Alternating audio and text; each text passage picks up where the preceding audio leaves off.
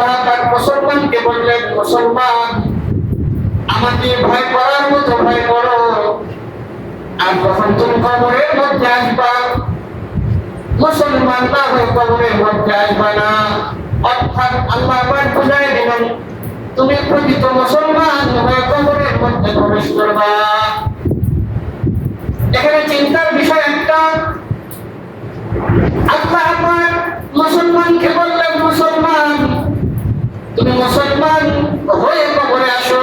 এখানে কিন্তু একটা প্রশ্ন থেকে যায়, মুসলমানকে কেন বলা হলো তুমি প্রকৃত মুসলমান হয়ে কবরে আসো, মুসলমান না হয়ে কবরে আসবা না?